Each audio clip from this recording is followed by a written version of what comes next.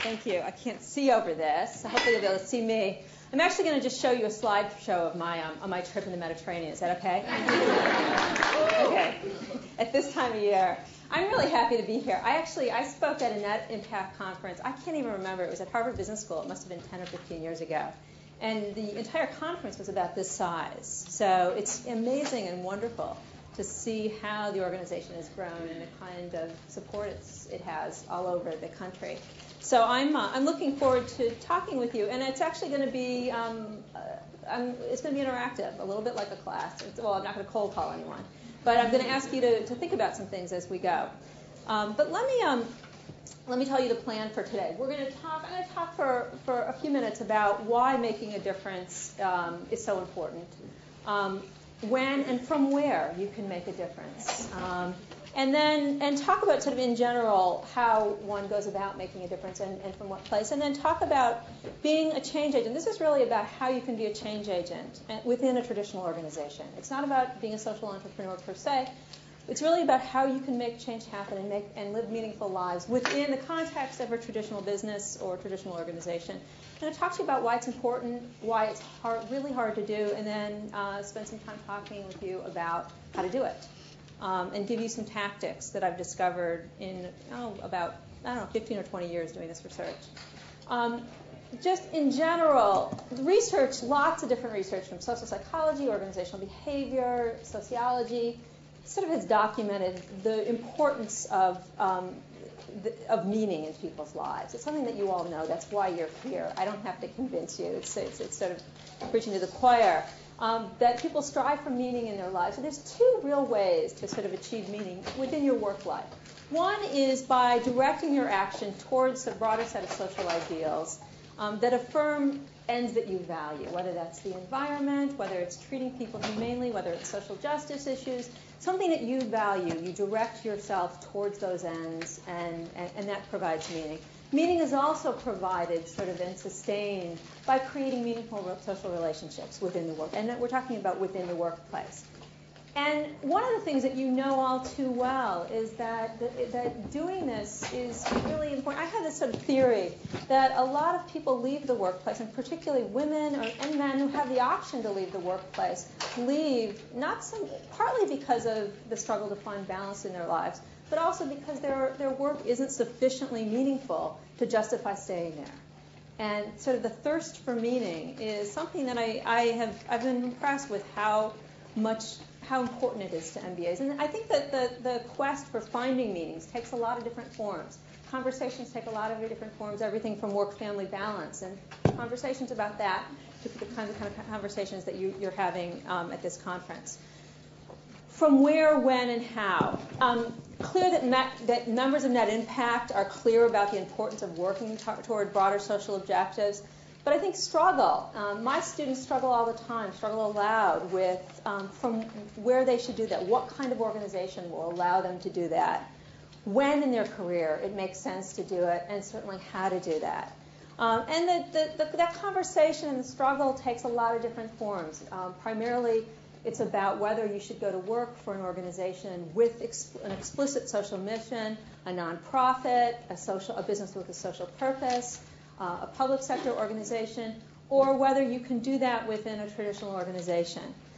Often that conversation, doing it from within or doing it within a sort of more of as a social entrepreneur within a nonprofit sector, it takes the form of, should I be true to my values now, or should I wait? It's partly a conversation about timing. Should I just really save up, make a lot of money, and then live my values, and then really do some work that's meaningful? And often that feels like a question of, should I make a difference and live my values, or sell out? And it sometimes feels like you're selling out if you go into a traditional organization. And the question becomes very either-or, that it's now or later, and it's going into a traditional organization and selling out, or working in a nonprofit or social business with a social mission, and living more authentically. And I want to argue today that it's not an either-or choice, that it doesn't have to be an either choice. As you all know very well, that business, along with the church, are the most powerful global institutions in the world. They're the institutions that span society, and that the impact of business is rarely neutral. That is, business can be a force for tremendous social good or tremendous social evil. This is something that you all know. And that working within traditional businesses can be a real forum for making a huge difference in the world.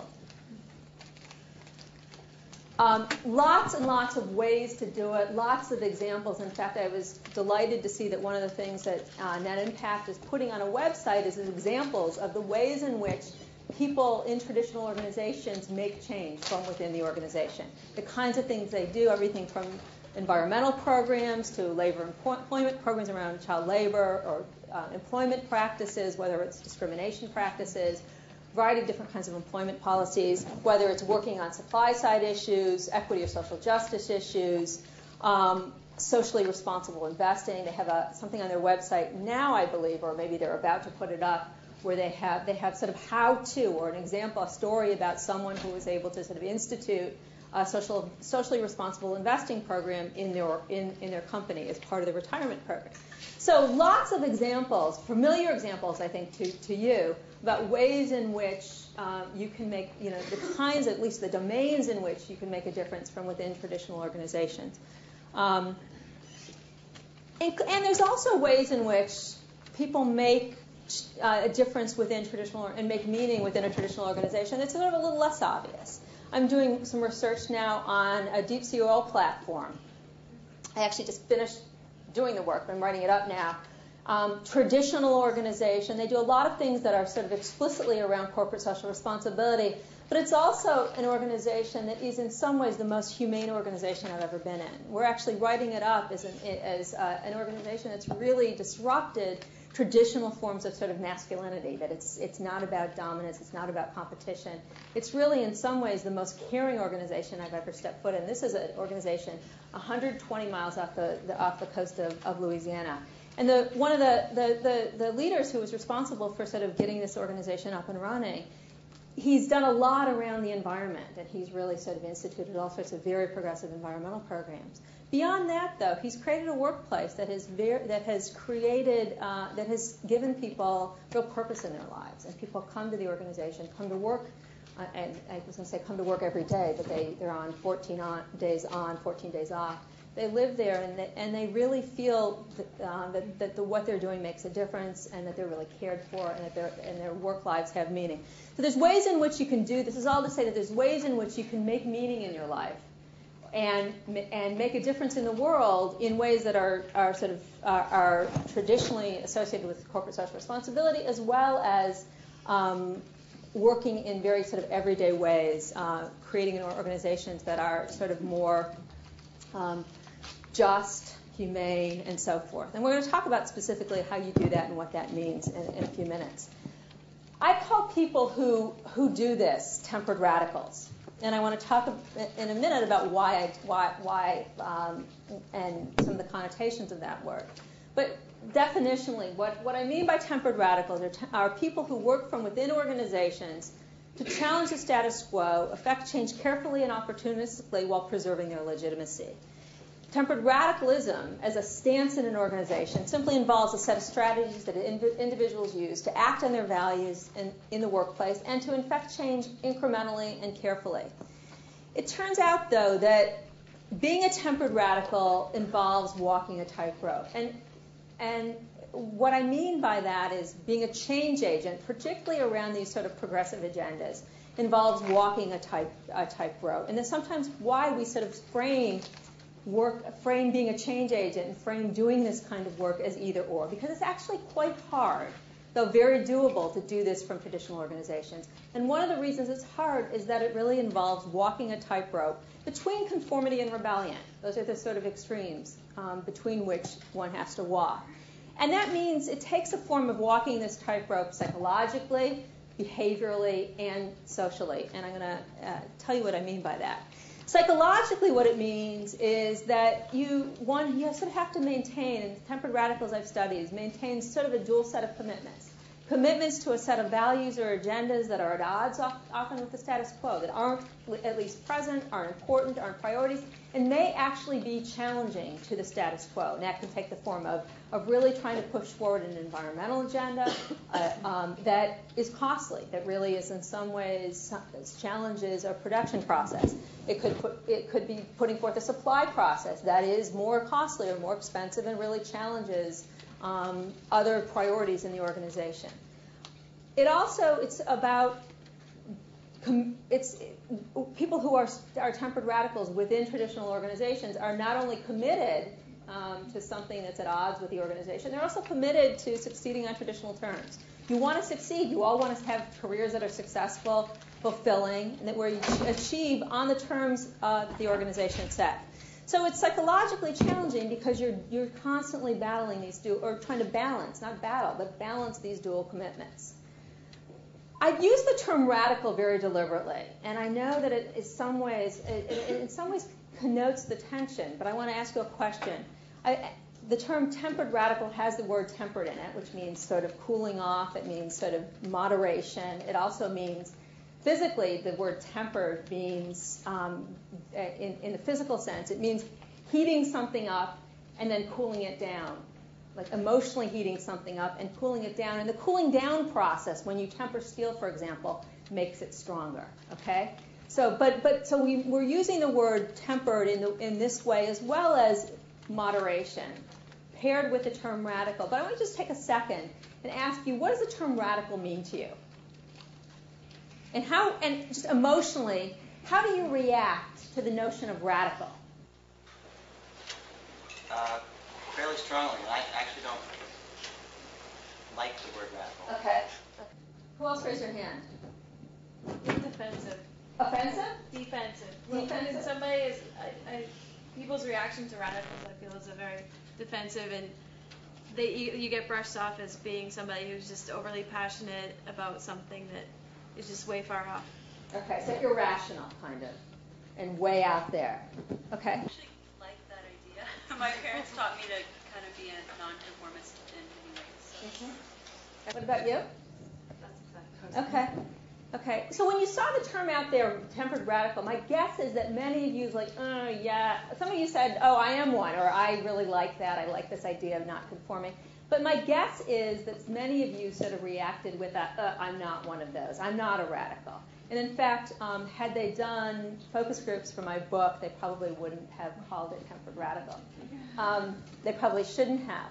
Because the term actually does connote, has this kind of, this idea that you're sort of alienating, that you're extreme, that you're irrational, that you're driven by passion versus rationality.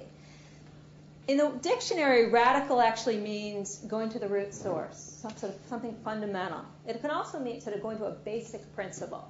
But it also means, it can mean extreme. It can mean departing markedly from the usual or customary. Okay? But I think it's worth thinking about when one is a change agent, one has to depart from what's normative, what's expected, what's normal. And so one of the things, the reason I wanted to sort of raise this with you is part of our reaction to being a radical, what's sort of an extreme choice of words, is somewhat suggestive of our own ambivalence, I think, about being a change agent within a traditional organization, and why it's sometimes very hard to do, because you're sometimes in a position where you have to push against the status quo, and that's uncomfortable. You don't necessarily have to do that in a radical, extreme, irrational way. In fact, I'm going to argue that you shouldn't, that there's a lot of strategies that look nothing like that. But the notion of being an agent of change within a traditional context means at some level you're setting yourself apart from. You're having an agenda that's at odds with, okay? Unless you're an agent of change around things that are already acceptable within the organization. But the kind of work that I think you care about, the kind of values and agendas that you care about, if you're working those within the context of traditional organizations, it sometimes means that you will be set at odds with or set apart from what's traditional. And so I encourage you to think about your own reaction to the term, not that you have to adopt that label by any means, but it sometimes is suggestive of how we sometimes feel about being in that position. And I certainly do. I mean, there's nothing wrong with it. I think it's a natural discomfort that if you're going to be effective in this position, you in some ways have to come to terms with that natural discomfort and the wrestling if you're doing that work within a traditional organization. It means that you won't necessarily be surrounded by people like you. I mean, the advantage of working in a nonprofit or a social enterprise is that you're surrounded with people who share your values. Often, if you're working on progressive agendas or sort of value-based agendas within a traditional organization, you're not surrounded by people like you. You're going to really be pushing against in some cases, or not necessarily in large ways, but it means that you will sometimes be experiencing that tension.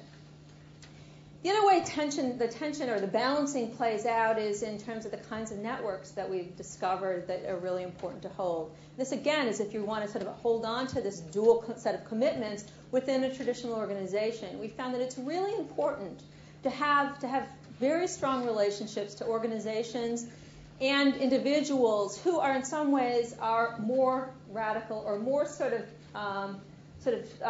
grounded in the values or agendas that you're trying to advance. So if you're working on, for example, an environmental agenda within an organization, within a traditional organization, it would be very important for you to belong to an organization where people are sort of environmental activists. The nonprofit that you didn't join, or an association that you didn't join, or this kind of organization that keeps you sort of grounded to a set of values and connected to a set of values.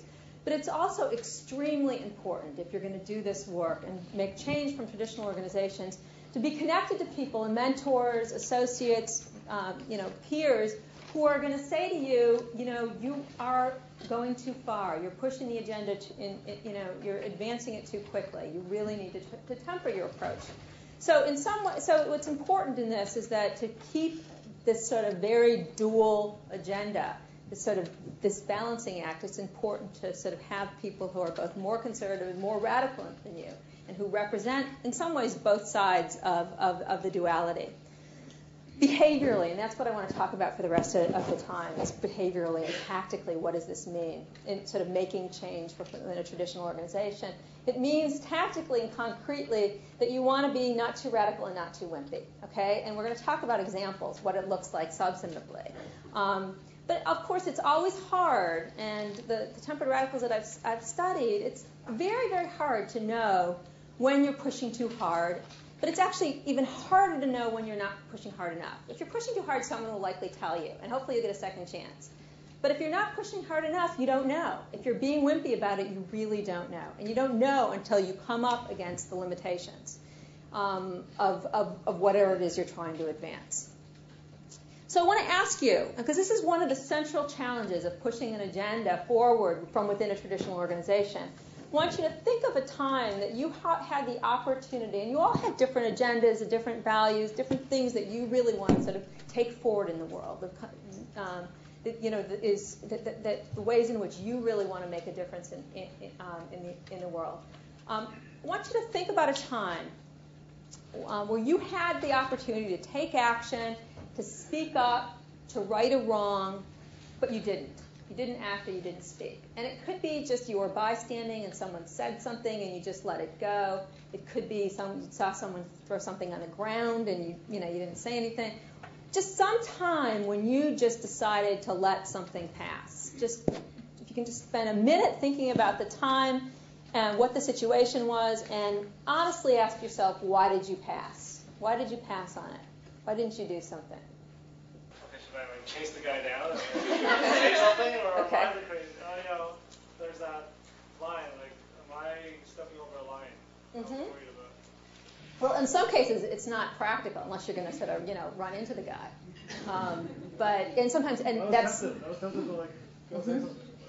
Okay, but in organizations, that's also true. Sometimes you have to pick your battles, of course, and it's just not practical. Absolutely.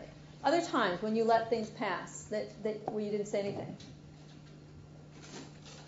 I was driving with my brother in the rearview mirror. I noticed that the car behind me, the hood wasn't latched completely shut, and I could have stopped and just gone back and forth. And my brother told me I didn't do it. I don't know why I didn't do it.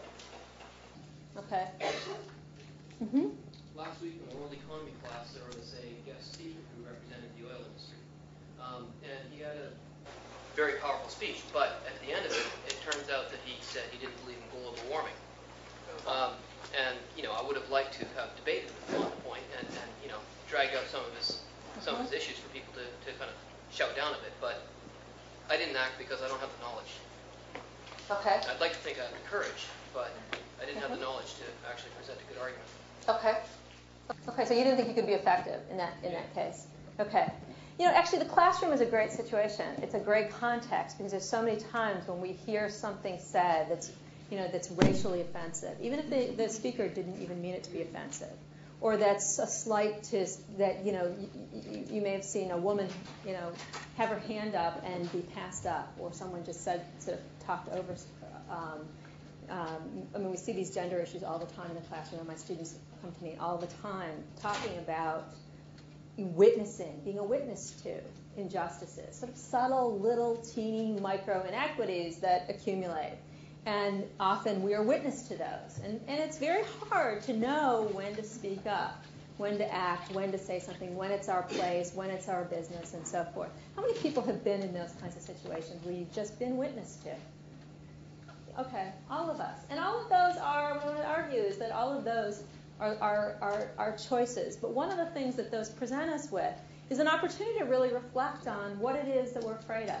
Is it that we're not going to be credible? Is it that we're not going to be effective? Is it it's not practical? Or is it also that we're worried about the way, what our peers are going to think?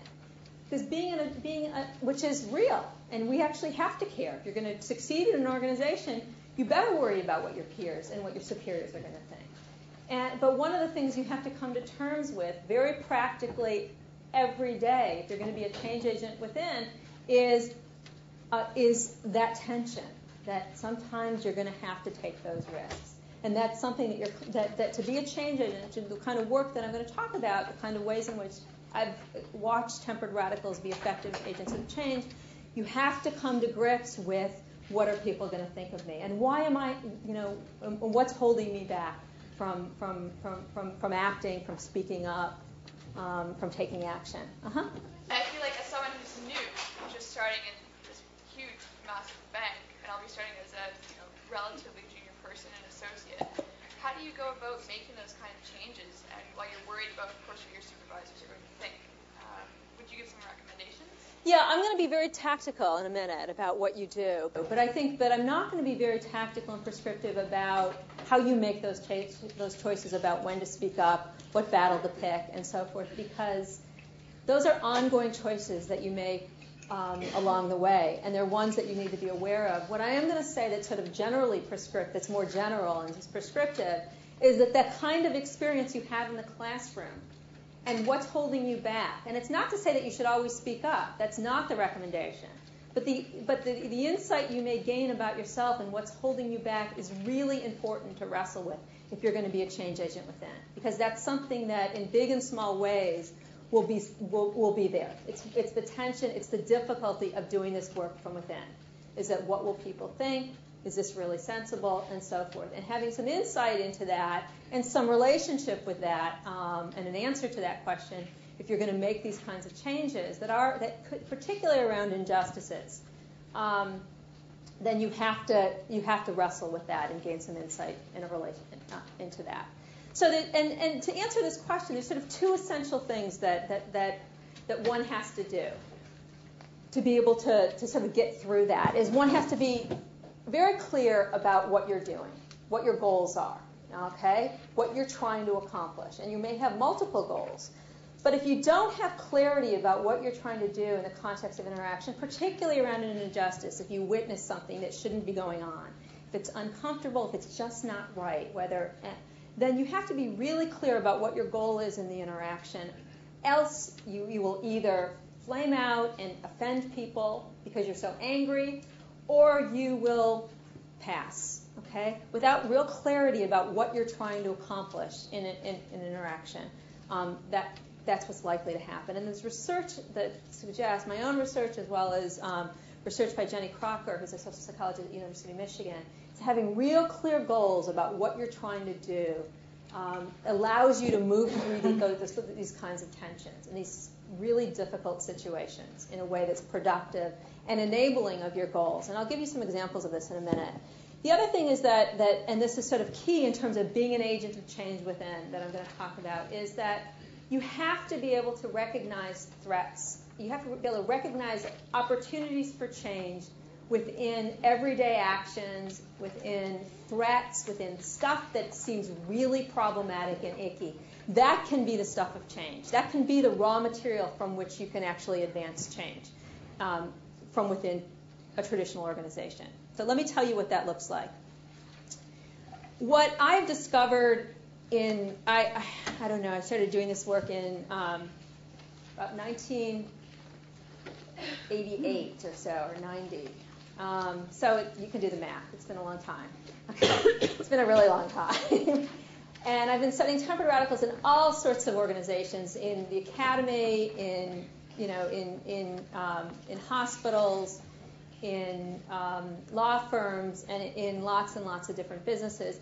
And what I've recognized is that they use a variety of strategies, from very, very tempered to much more explicit and outright.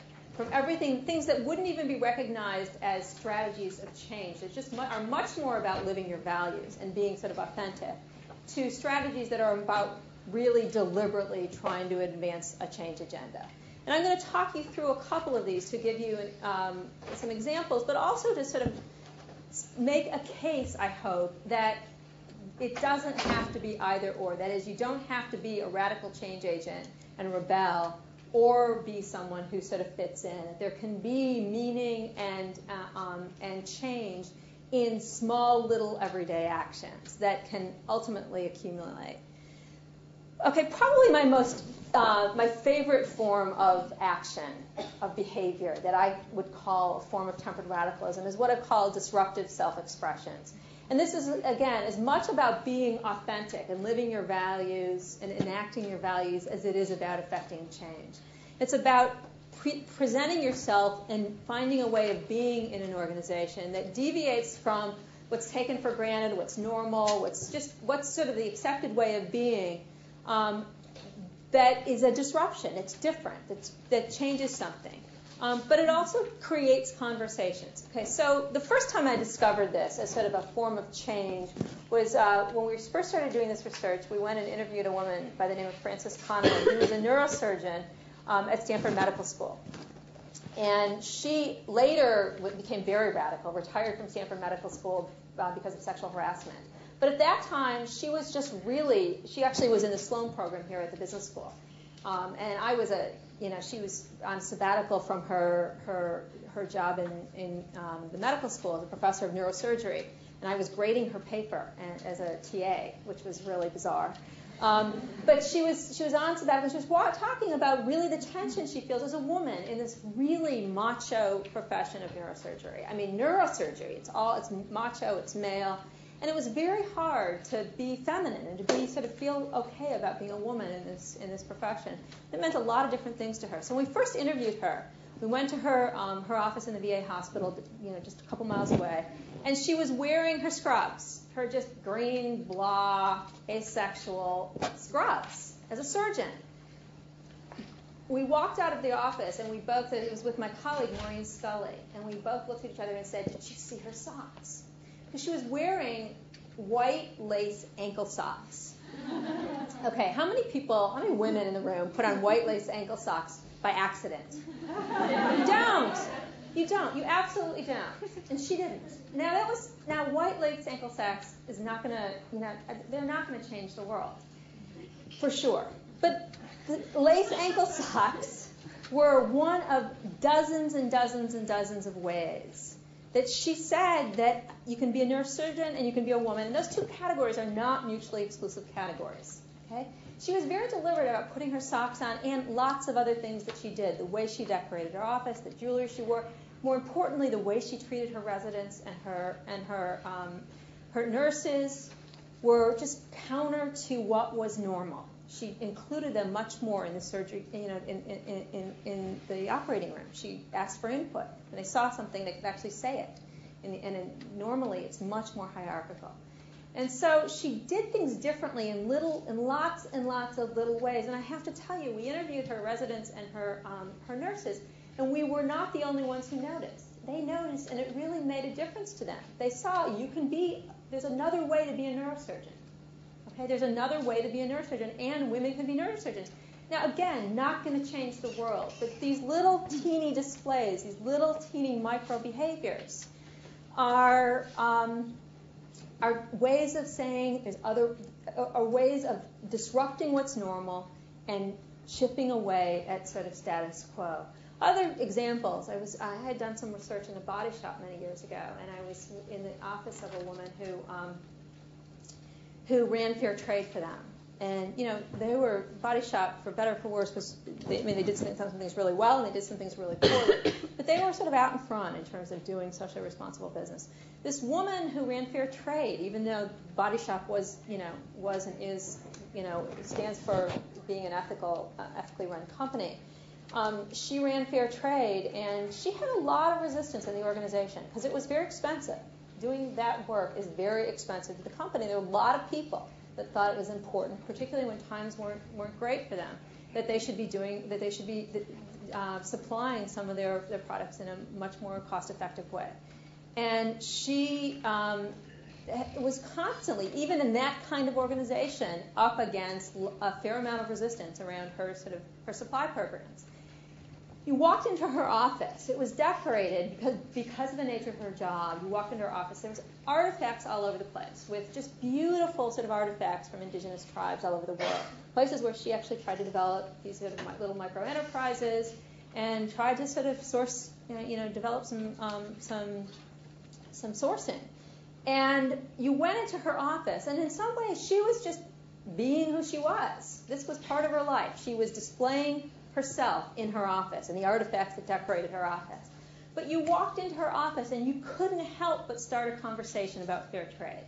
So even people who went to her office who were resistors had to ask her, where did you get this? So in some ways, the ways in which she sort of expressed herself became the pretense, the excuse to have a conversation that would have felt much more threatening had she walked into someone's office in the production department and said, this is why we need to do fair trade. Which she did that as well.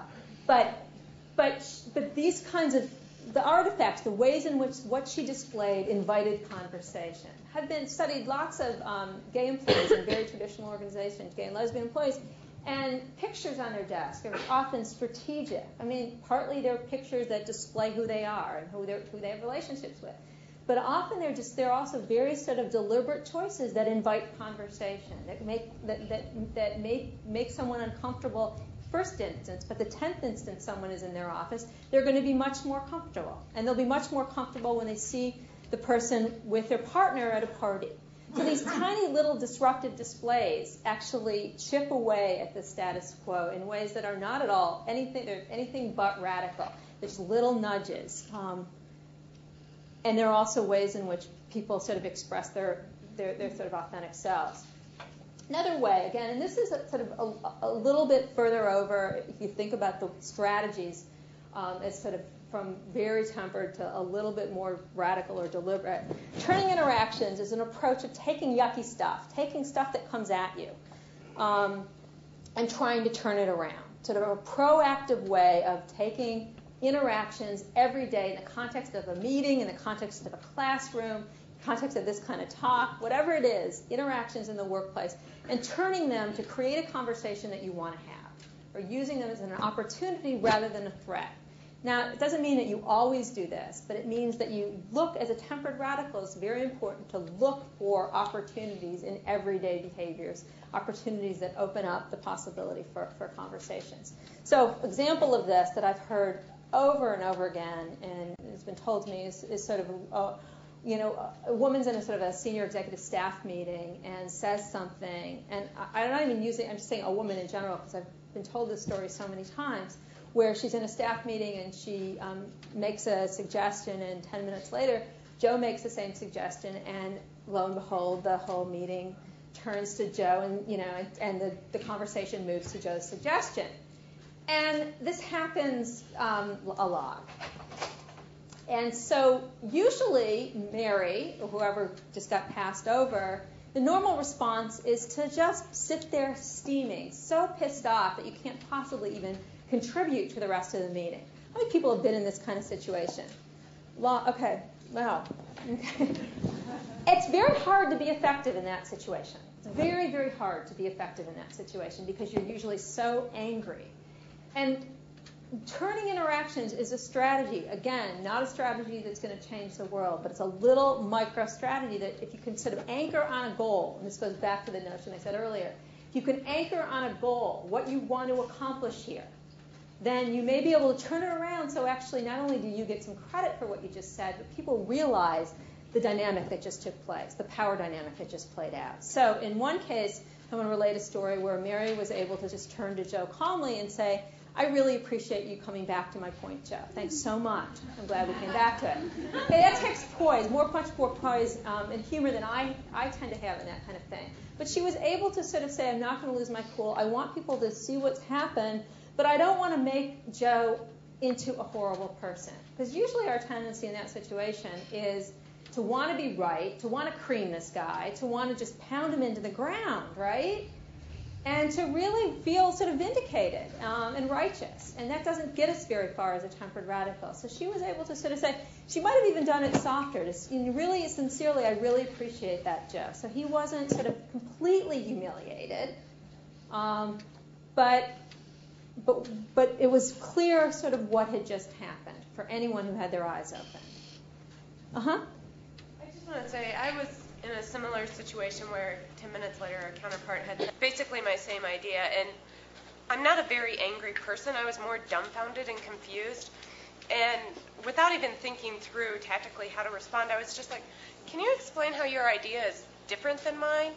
And yeah, without knowing it, the person had to admit, well, it's not. I really just sort of agree with your idea, and really that having that person admit it helped reinforce that, yeah, this was my idea, and even he's acknowledging it. Okay, that's great. But actually, what's probably that kind of strategy, if you can gather and be collected enough to sort of do that. This strategy is also extremely useful as someone who witnesses an interaction where there was an injustice or someone just got slammed or you just passed over a priority. I mean, this isn't just in the context of an injustice. It's any time you see something where something wasn't raised that should have been raised. As an ally, you may be much more effective if you don't seem like you have a stake in the particular.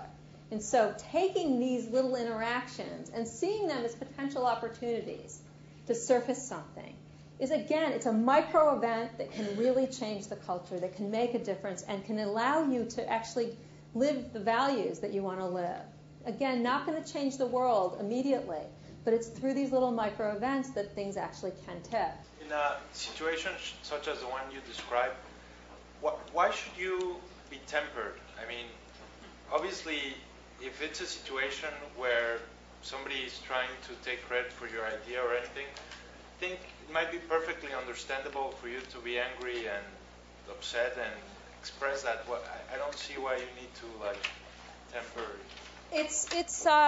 It depends what you want to accomplish. If you want to accomplish being right, and if you want to really just cream this person, then you can be radical. If you want to be invited back to the table, and if you want to be and develop a relationship, it may be, in some of the stories I've heard of tempered radicals, is that people who in some ways are most defensive when they realize it can be the strongest allies. So it may be that when Joe realized what he did, if you don't just cream him, you may turn him into an incredible ally. So it depends on what your goal is in that context of these interactions. They often happen very fast. But one of the most effective, I'm sort of jumping ahead a little bit to sort of a general prescription. Cathy Levinson used to be president of E-Trade. She was a senior executive at Schwab. She's now runs her own foundation and is a very active lesbian activist. And she talks of herself as a tempered radical, and she always comes to talk with my classes. And probably the most important thing when my students do papers, the thing that always comes back to me as sort of a memorable one-liner to remember is that I always remember that I want to be invited back to the table, okay? Because the tables that I'm getting invited back to are going to be increasingly important. That is, as I ascend in an organization, the tables are going to have increasingly influential people. If I'm invited back for a second conversation, the conversation can be deeper. So the conversation with Joe may be, this is really what happened here. And I don't know if you saw it, but this happens to women all the time. It may be a conversation, maybe a way to open up a space to have a conversation that may be sort of quite moving and important with an individual, but possibly even with a group. So keeping in mind this notion of I want to be invited back to the table as a guide certainly tempers what you're going to do, but also in some ways I think is sort of wise. It also gives you some room as well. What if you're not invited to the table in the first place? What do you mean? Well, I mean, I feel like the model is presuming that you're already sort of invited to the table, but yet not being listened to. But what if you're just not being invited to the table at all? So it's very hard to decide whether it's appropriate to speak up if you weren't invited. Do you know what I'm saying? Well, I mean, metaphorically, we're using the table, right? And so there's lots of different tables. Okay, so there's lots of different tables. If you're at work, you're at some table. If you have a job, presumably, you have some voice. So I'm not sure what you mean. You're not at a table with that you think of as having a lot of influence. Is that what you mean? Well, I just mean that in an organization where there's a hierarchy, sometimes you're not. It's maybe seen as it's not appropriate for you to say anything at all about it. Okay, I'm really glad you said that, because what I'm arguing is that you are going to be wherever you are, even if you're an entry-level person, you're going to be in a place where you're interacting with people. You're in a classroom. You're going to be interacting with people. You have these choices all the time. And you may not see them as choices. You may see yourself as so powerless that you don't have that choice. What I'm trying to argue is that you always have this choice. And that part of being an agent of change from within is is owning that. So it just depends on, and part of the trick of being a tempered radical is recognizing these threats. They are threats. Particularly if you feel like you don't have power, they're going to feel like threats. Recognizing these as opportunities and tactically figuring out how you can do it without completely jeopardizing your career. Does that answer your question? Yes, thank you. Okay. So positive, I skipped over the notion of positive deviance. Some of you are familiar. There was a wonderful article many years ago in Harvard Business Review that talked about this notion of positive deviance. And this is, again, we're moving along a spectrum of being more deliberate about strategies of change. And I want to talk through this really quickly because we're running out of time.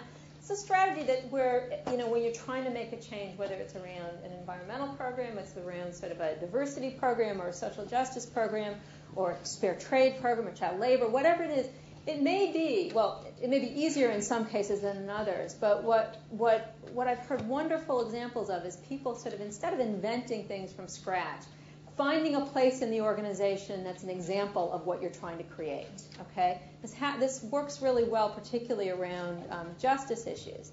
But trying to find a place in your organization or even in another organization where what you're trying to create already exists, and then trying to grow that. So the case of positive deviance was taken from an example in Save the Children, where they went into, I think it was Thailand, and they went in because there was just horrible malnutrition in these villages, and they found in one village there was a couple families where the kids weren't malnourished. And they were in sort of in exactly the same socioeconomic situation, and so they went and tried to figure out what are these families doing differently. And it turns out they were sort of harvesting shrimp in the river. So this was sort of shrimp were sort of easily available to everyone, no scarcity at all, just easily available, and that made the little difference between having malnourished and well-nourished kids. And so they were able to create a program to really sort of build on this and harvest and teach people how to harvest shrimp. Did I get that right, Judy? Okay. So anyway, the idea of positive deviance is that you grow on a program, or you grow from what's already going right in your workplace. The notion of small wins, again, we're sort of moving down the spectrum, is figuring out what you want to do and starting really small and growing from the small. This is sort of a tactic of change that started in it's sort of a basic building block of community organizing, and started with sort of Saul Alinsky's, when he was organizing neighborhoods. The idea is that you start really, really small, you build success, and through the successes you develop allies around your successes, and you build programs sort of very incrementally from successes. So I have sort of lots of examples of small wins in my book. One example of small win strategy was a man who started as about 30. He worked for a bank, black man who worked for a big bank. Started about 30 plus years ago, entry-level professional, and was one of very few men of color in the bank, in the professional ranks at that time. And he was really committed to succeeding, for his own career, but also there was a lot of eyes riding on his career, riding on his success, and really wanted to succeed, wanted to do whatever it took to succeed as a professional in the bank.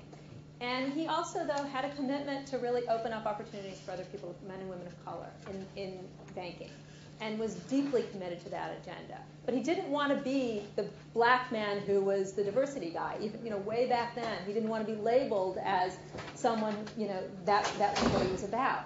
So what he did throughout his career is that he hired, every time he had the opportunity to hire someone, he went outside normal recruiting channels, spent a little bit more time, and this was within his normal hiring.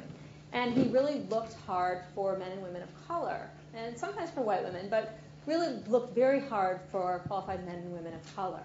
He went one step further, and this was in the context, again, of, I think he had 12 different line jobs throughout his career.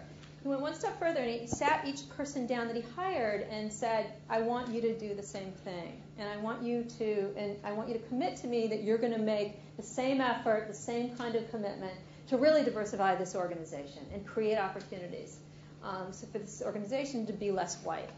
Okay? And he did this for 30 years, and you can imagine this sort of snowball effect. So estimates are, I want you to guess how many people that he, through this process, the snowballing process, he indirectly or directly, people of color, he brought into this one organization. 200, someone said? How many? Over 1,000. Okay, over 1,000? Okay. So estimates are between 3,000 and 6,000 people. Okay, so this is actually one of the punchlines of this work, is that 3,000 to 6,000 people of color in one organization is a lot. It's a lot. And 30 years is a really long, long time. It's really slow. It's really plodding. It's really slow. And both of those notions are true, that it's slow, and yet you can't, if you ask people at the end of his career, you ask anyone in the organization, who are the leaders in this organization, who not just around diversity issues and equity, but who's really made a difference in this organization, 9 out of 10 people would point to this person as someone who's really been sort of an exemplary leader in the organization. And it really rose through the ranks to be, the last five years of his career, was an executive vice president. So someone slowly, incrementally did what he could, but over time, these programs sort of accumulated. So let me just sort of summarize in the last minute or so the notion of tempered radicalism. Just a couple points that really are that I've already said. One is that tempered radicalism is a strategy partly of opportunism. It's really trying to find opportunities in everyday interactions, in everyday behaviors, in everyday situations, but it's also looking for opportunities to make change, more proactive change, and building coalitions to sort of put forward a more proactive agenda, which I didn't explicitly talk about, within the context of your normal work experience. It's important to build, to sort of act when you think you can act, to pick battles. But what I want to sort of say is that there's sort of two primary mechanisms of change that that work in organizations. One is sort of action and creating and mobilizing people to act differently, and organizations to act differently around lots of different things. And the other mechanism is conversation. I've emphasized in lots of these examples the importance of these little conversations. It's very hard to trace exactly how a conversation, where a conversation leads. You don't usually know where a conversation leads. But what we know in organizational behavior is that the narrative of organizations, how people think, and what people think is possible, is a really important part of the environment of the organization, of the sort of normative code, of the sort of DNA of an organization. And that changes partly through these sort of slow, incremental, cumulative conversations. One of the strategies that I just kind of completely skipped over is this notion of micro-mobilization, which is really important, particularly, I'm not going to give you sort of the how-tos of how you create a little social movement within your organization. But if you have a strategic agenda around the environment or around trying to really make change around a particular programmatic agenda, then it's very hard. I mean, you can initiate something through a small win, and you can accumulate. But often small wins, these little concrete actions, are the best vehicle through which you actually build a coalition. That is, people get excited about very concrete things. And so if you want to sort of do something, say, advance, Maureen Scully, my colleague, has done a lot of research on ways in which activists and organizations have secured domestic partner benefits for gay and lesbians in the organization. And it's almost always through forming coalitions that advance a particular change agenda where people get together. But then even once that they secure the domestic partner benefits, these coalitions can be really sort of powerful. They come together around a very particular change agenda, whether it's domestic partner benefits, whether it's sort of creating a program around sustainability or trying to change how people think about a trade practice. Maybe very concrete, but if people can stay together as a coalition, they're sort of poised to make other kinds of changes. And so this is a process that's talked about as sort of micro-mobilization, where you have, in a little organization, you have sort of this little movement poised to make changes, but it's got to be particular sort of to an agenda to sort of a specific kind of agenda, whether it's the environment or for fair trade. And HP has for a number of years had a huge and growing and active employee caucus around the environment. And I know that those sort of are increasingly common in organizations. I think HP was one of the first organizations to create this caucus where they talk about things as a caucus. They share their sort of collective commitment, but they put forward very specific programs. But the point of this is that this is sort of probably familiar to many of you, but the point of this is sometimes one of the best ways to form these caucuses isn't by just talking to people and say, oh, let's all get together, we all care about this.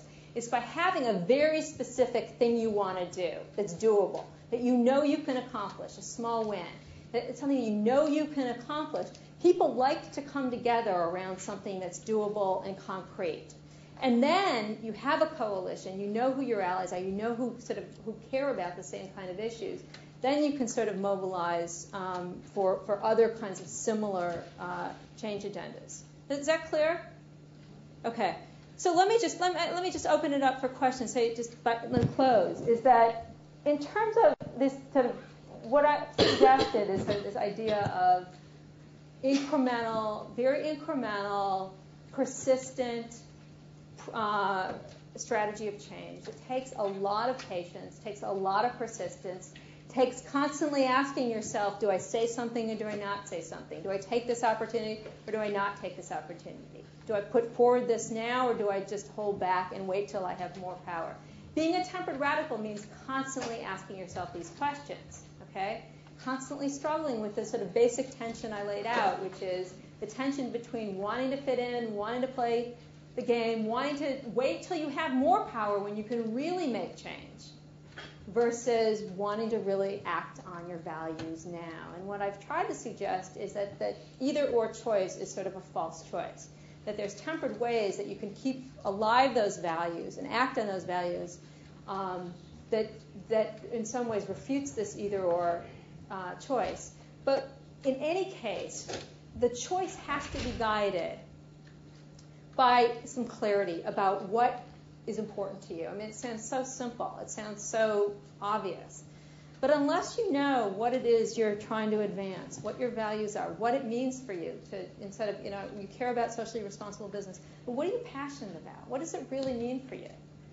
What is it that you're really going to go to bat for? And unless you can be very clear about what your agenda is, it's very hard to sort of navigate that tension. And the clarity, because the clarity that can sort of act as a compass for you, when particularly during times that you feel threatened, when you don't know whether you should say something, when you're upset, when you're angry, when you think, and it may be that the compass is, maybe that your agenda is so long-term that you decide very deliberately that I'm not going to pick this battle. I have a bigger fish to fry, or mixing metaphors, but I'm going to wait. I'm better to wait, and really better to hold off and wait for a much more opportune time to sort of raise this issue with a better audience, or sort of a more influential audience, or where I have more expertise. But unless you are clear about what you're trying to accomplish, it's very easy to just defer, or just to sort of and to wait. Finally, one thing that we know and that our research has shown us over and over again is the importance of finding people and practices and organizations like Net Impact that will remind you of your values and your commitments, particularly if you're going to go into a traditional organization, where the rewards are for the most part to stay quiet. Okay, the material rewards are to stay quiet. So it's all the more important to find people, practices, organizations that are going to keep your own commitments, your own values in front of you, and to remind you of them. When it is very easy to, in some ways, get lured into the notion that you have to stay quiet to get ahead, and that it's safer and more comfortable to do so. So finding people, practices, and organizations that are in some ways going to help ground you and remind you when, particularly in the context of lots of seductions, particularly for people who have lots of opportunities, I think is really important. So let me stop there and just field questions. And yeah. I feel like in my organization I do a lot of pushing and everything, and I think it's successful. I think that sometimes, though, when I walk into a meeting, I just get this sense every now and then that I'm walking in here, I kind of feel that it's her again or something, and I just wonder if kind of coming back to, is that something that I just have to work on with myself, or should I address it with the people that I'm dealing with, or is it more of a paranoia kind of thing that isn't really successful? I guess what I'm asking is it seems like when you're doing this, that sometimes there's a bit of a loneliness factor to it, or a loner factor, and I wonder if that's normal, or maybe someone else can answer. Yeah, no, I'm pausing because actually it can be very lonely to be a tempered radical. I mean, it can be, because you're not, and again, what we're talking about is being a change agent for some agenda that is not normal in the org, that's somehow deviant, that sets you apart. The agenda isn't what the organization has necessarily taken up. And this will vary. Some organizations will be delighted that you're taking it up. And I've sort of painted a more extreme picture than is always true. But some organizations, it's going to be very threatening. So it could be quite lonely to have an agenda, a progressive agenda, in a very conservative organization, which is why it's important to find people sometimes outside of the organization that will anchor you. Does that answer your question? Somewhat, yeah. I guess knowing that it's a normal kind of feeling, and that it really, cause it doesn't get in the way. It's just every now and then I'll walk in and think, here's a bunch of people, that know that I'm valuable, but would rather sometimes that I just be a little more quiet. Yeah, it's going to be very lonely. It is. It is sort of. Partly if you define yourself, particularly if you define yourself in terms of this is what I'm trying to do in the organization, then you can feel like you're all alone in trying to accomplish that. I know, I spent a lot of my career in business schools and felt like I was doing a lot of work around social justice in business schools. And it's very lonely. In some business schools, that's more true than other business schools. And I can't say I got used to it, but it's sort of an identity that I sort of embraced.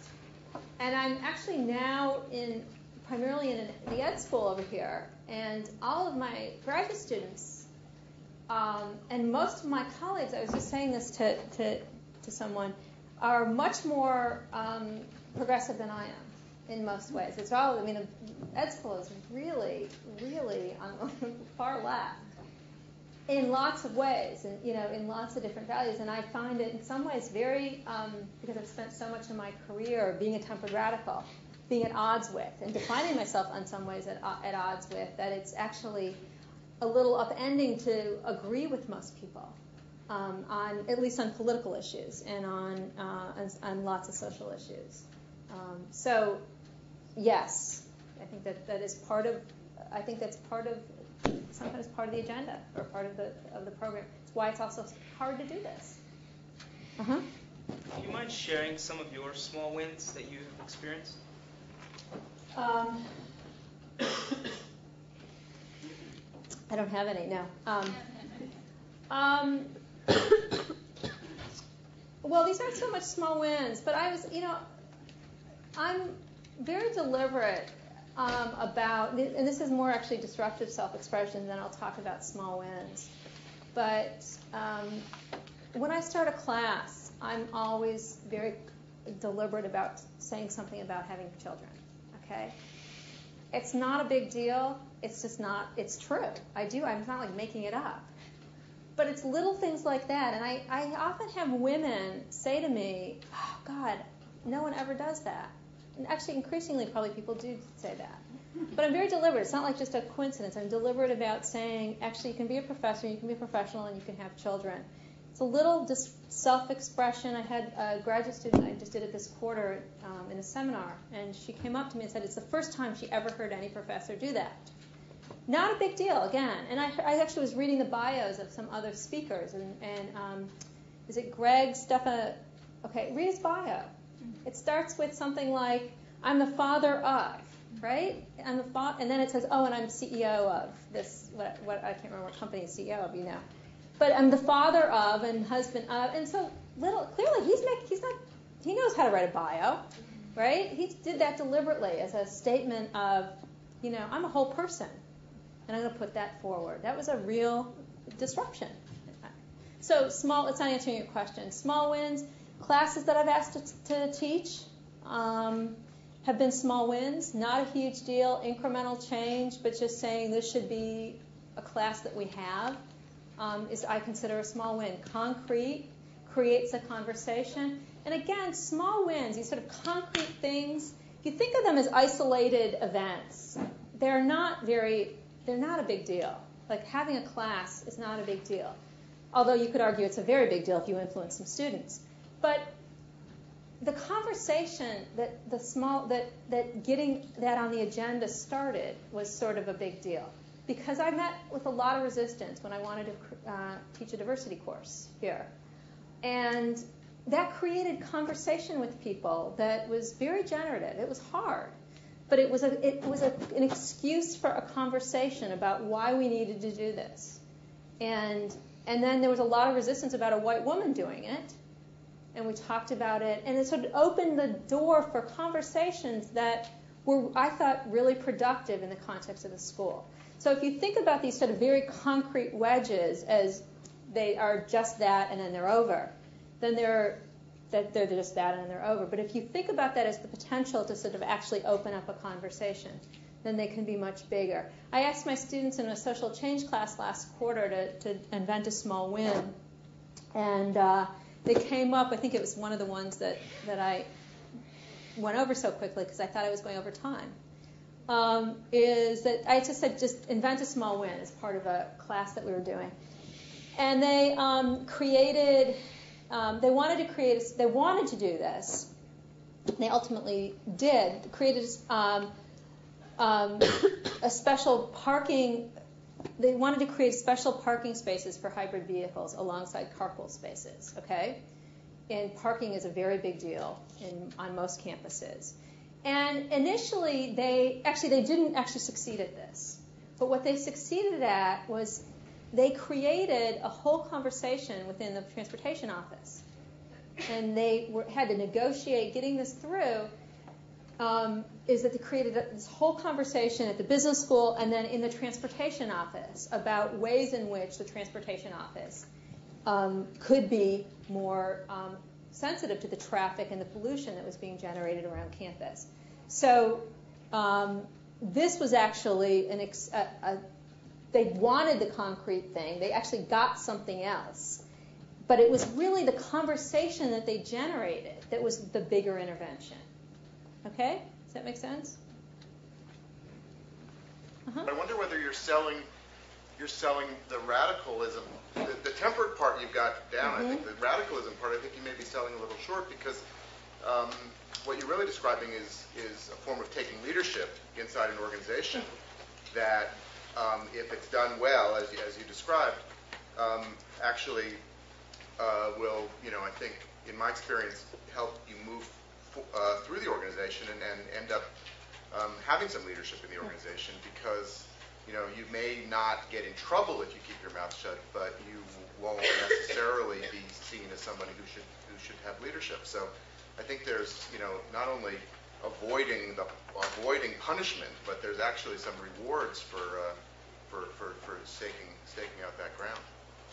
I think that's a great point, and I've actually maybe overstressed the dangers of doing this kind of work. And I think that's a great point, that if you do this well and you take leadership, you'll be recognized as a leader, even if it's around something that initially the organization was not embracing.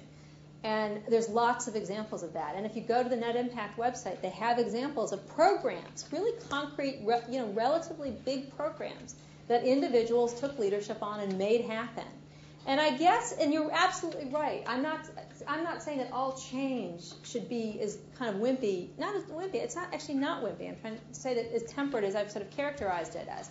But what I'm saying, in some ways, I emphasize those kinds of strategies because I really wanted to refute the dichotomy that it's an either-or choice, that you either wait or you act. Okay?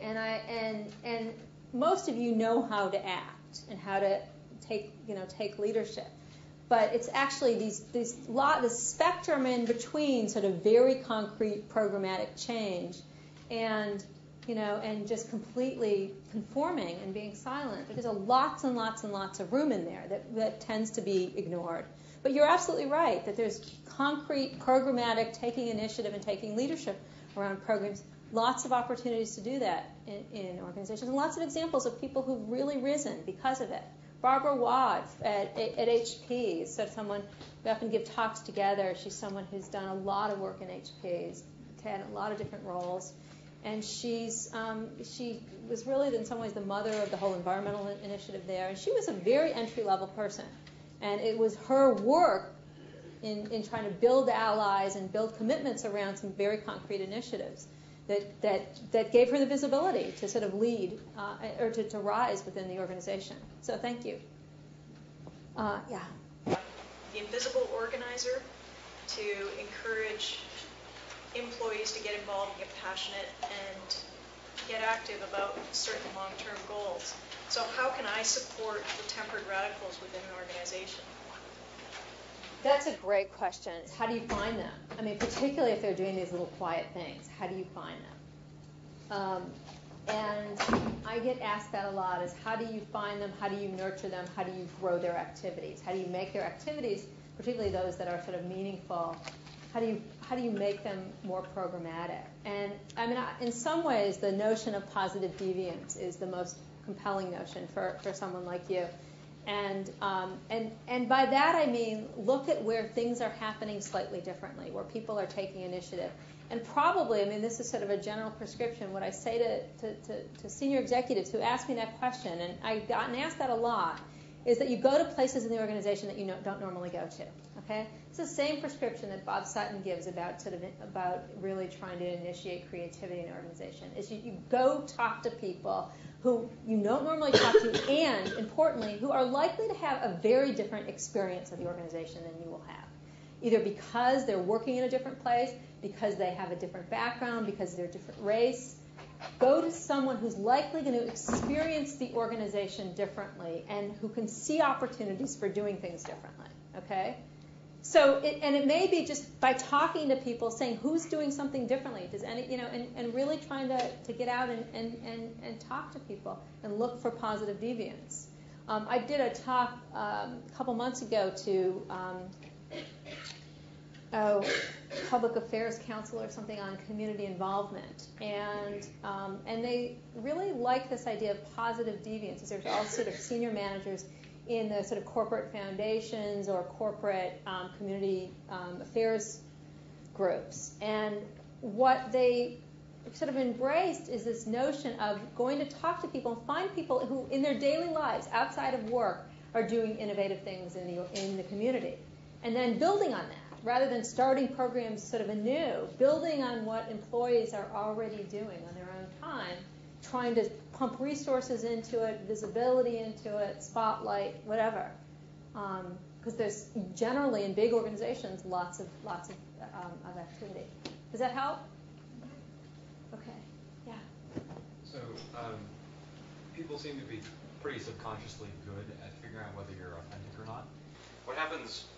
What are the reactions to people who are kind of partially authentic in this model? Because you're going to pass up on opportunities to be authentic because you're going to pick your battles, and people will eventually probably subconsciously put that together. So how do you deal with that? I mean, do you think that's a problem, and how do you deal with that, if so? So when you're picking your battles, you mean being strategic about it? Yeah. Because you're going to pass up on some that if you were truly authentic to your goals, you would do something about. Mm-hmm. Are people going to recognize that, and are they... does that affect your ability to get things done or change people? Well, that's a great. I've never heard that question. So you're not speaking up every time you witness an injustice, which could be every 5 minutes if you had your eyes open. At least in some places. Are you being inauthentic in some way? And are people going to then? Is your credibility going to be diluted? Well, again, it sort of gets back to your goals. If your credibility, if those impressions you think are going to in some ways jeopardize your effectiveness, then you should care. But I guess it sort of goes back to the initial exercise around radical. Is like, why do you care what people think? And is it because of your effectiveness, or is it because you want to be seen as authentic? So do you, let me back up for a second, do you think it's a problem that people would recognize? Do people put that together if, you're a little bit inconsistent about which battle you pick? I don't think so. I mean, I've never heard that. I mean, I think most people have to pick battles. I think that's pretty understandable. And so I don't think that would be. I'm just sort of talking. What my guess is that I don't think that's coded as inauthentic. I think it's being coded as being smart. Yeah. So I would just again sort of wonder what your objective is and why you're worried about it. If it's about being effective, then you have to pick battles, and then you need to think about what is the criteria by which I'm picking my battles. Because timing is really important, and which battles you pick are really, really important for this. And I haven't really gotten into that, but it's absolutely essential. You can't pick on everything, and so that to me is just part about being sort of smart and being a smart change agent, and a smart leader. Yeah. It's incredibly important, I think, as Deb has been laying out, to be consistent in what you're standing for and to make sure that you're staying true to your goals and your objectives. But you don't have to be, the constant mosquito in the room. By picking the battles and being strategic about where you're placing your radicalism and being consistent in those instances with what you stand for and what you're trying to get accomplished, you increase your integrity and your personal brand within the company and your ability to get things done in the future. Yeah, thank you. Think about how to contextualize this sort of work in terms of broader social change efforts, so that your work has not just the biggest impact internally, but externally. I know that's a little abstract, so I'll give you an example. Say you have 100 hours to devote in a year to an environmental initiative at your organization. You can either spend that time to set up a soda can recycling program internally, or do a audit of your carbon dioxide emissions. And it turns out that the second one is actually way more helpful for environmental groups in terms of building momentum and externally. But I mean, how do you know that? How do you think about what you're doing internally matches with what people at other organizations are doing, or what sort of political organizers are doing? So. That's a great question, because one of the things that sort of raises for me is that, again, we're talking about work you do within an organization, and work that advocacy organizations are doing, work that nonprofits are doing. That's all really important. It's not to say that this is the only vehicle for social change. It's absolutely not. You need all those, all those players. This is just, we talked about one. And what's more effective, it's so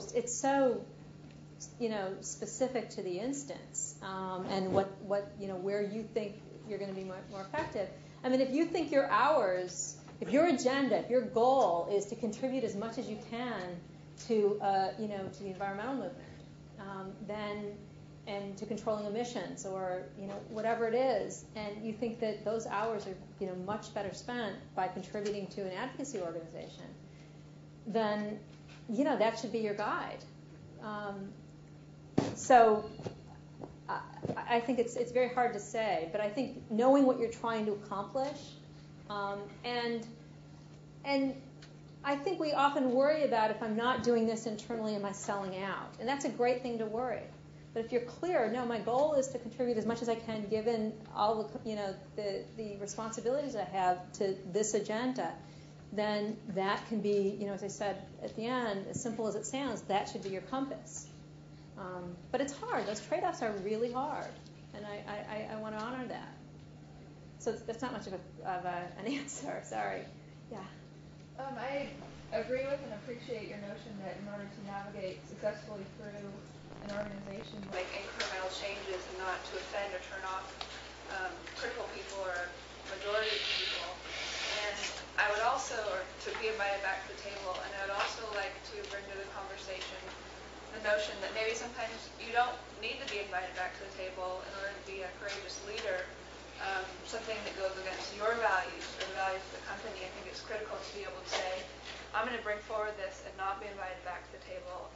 As an example, WorldCom, Cynthia Cooper, the whistleblower, went forward knowing that with the most likelihood she was going to get fired for saying this auditing was not done correctly, and that was the courageous leadership thing to do at that time, and not be concerned about being invited back to that particular table.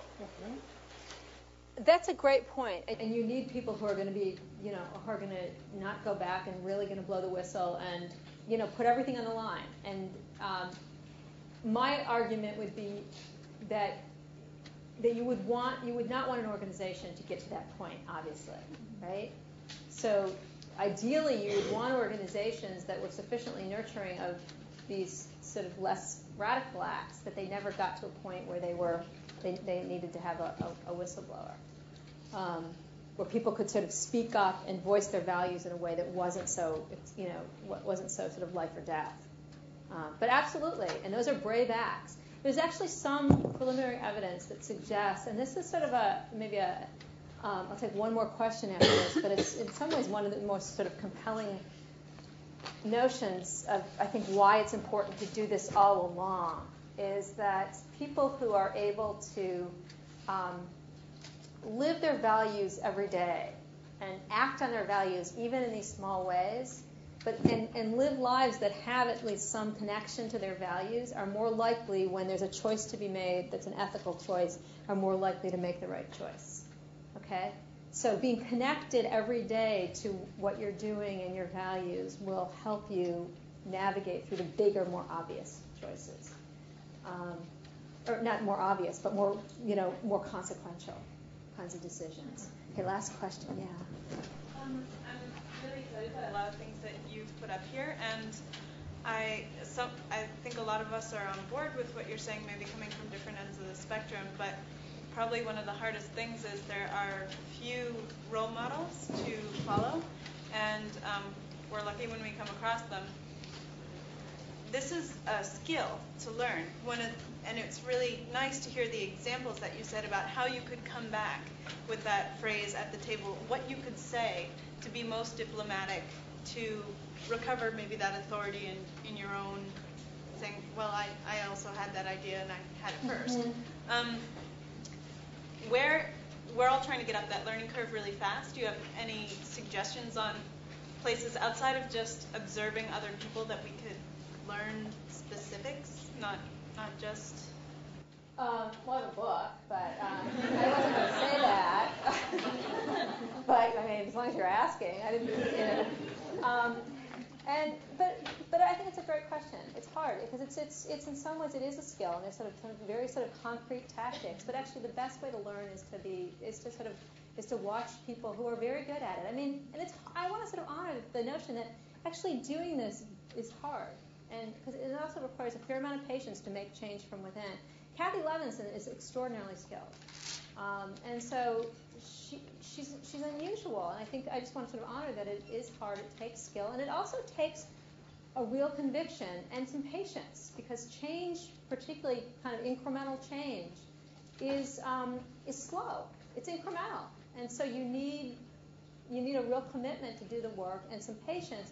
But at the same time, it's sort of the fortitude comes from acting on your values every day. Okay. Not from saying 10 years from now I'm going to do this, when I really can afford to take the risk.